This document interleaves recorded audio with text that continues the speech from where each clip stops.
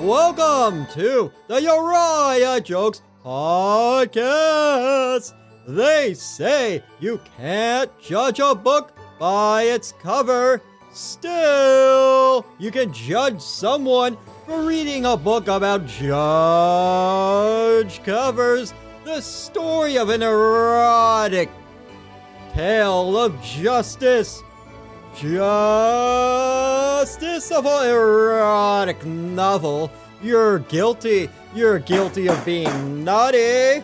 And you're guilty. And you're guilty of being a leap year. Now, speaking of a leap year, because every year they forget his birthday, and by they, I mean the human race. Welcome, your host, Uriah Wesman.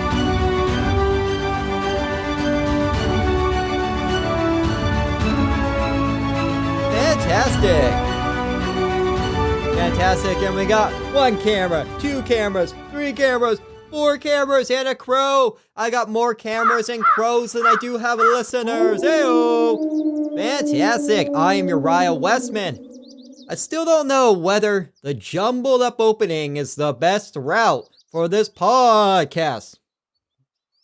But I switched to a digital Apple Watch for my moral compass, so I have no idea where I am right now.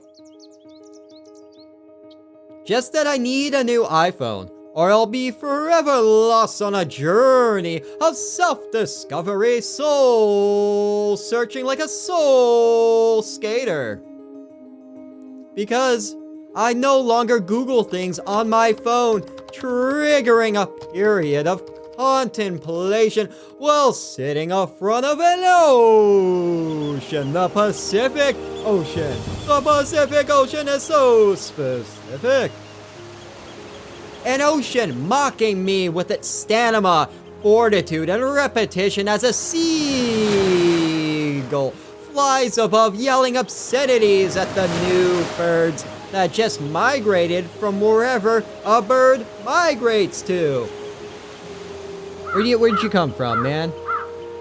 No? Alright.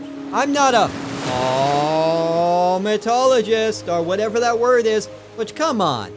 That's a wasted moment for a songbird of a title for an expert of birds. Why not a birderist?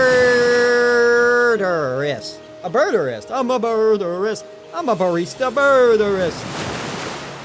But it is yet another wasted moment in a confusing language experts call communication, English communication.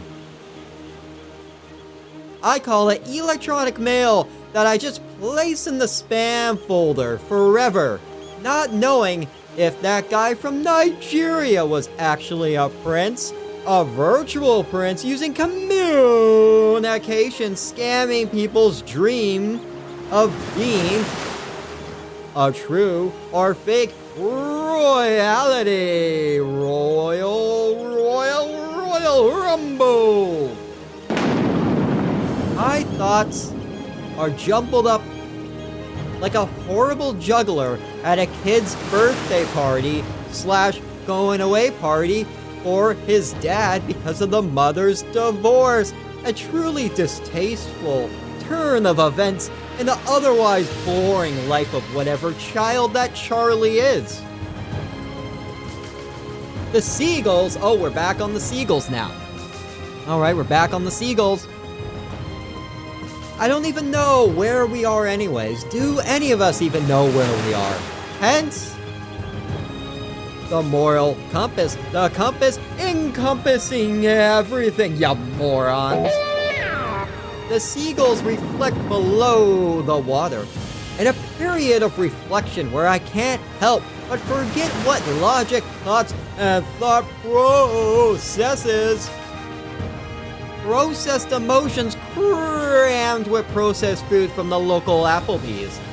Inside whatever Applebee's signature dish that is, whatever Applebee's serves, we know what they do serve is a nice plate of sadness laced with regret, laced with what the hell am I doing with my life? I then find the golden ticket, where I then, faced with fighting a British kid for the last place on the plane, Talk about overbooking. Sending my life through the gray skies of London on a Tuesday. Why is that important? Because being in Tuesday on the London in the gray skies is the best time to be in London. Is that an accent? What am I even doing there? It doesn't matter. And I have to go see Big Ben because I owe him money from the poker game I lost to his son, Lil Ben. An inspiring wrap-up artist. He's the guy that closes for the rapper. I invented a musical number. Ew, how about that? That. At the same time, I chaotically shouted at an owl who couldn't give me a hoop hoop. A hoop hoop hoop.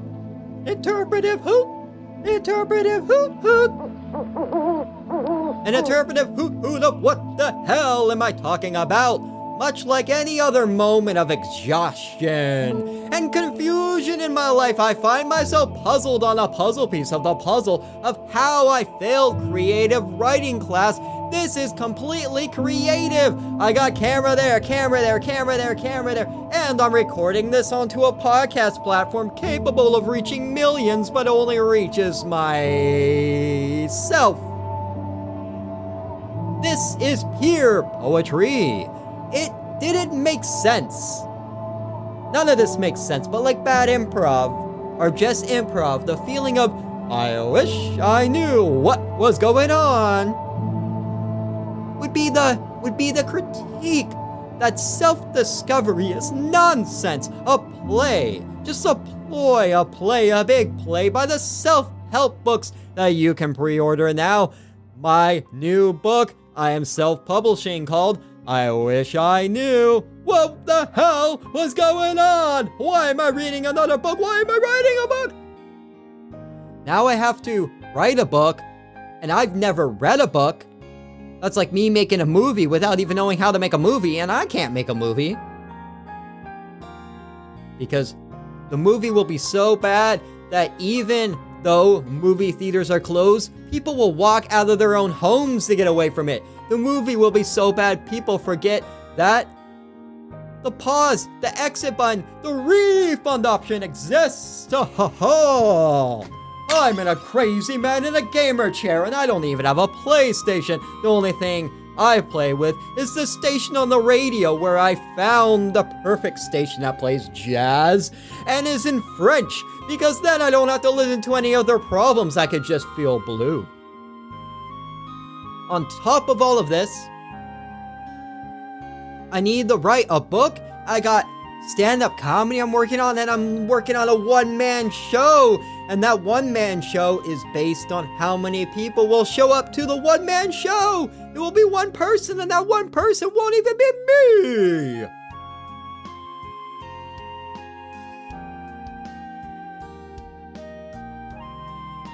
But it's great. Now I'm gonna have a book for people not to publish.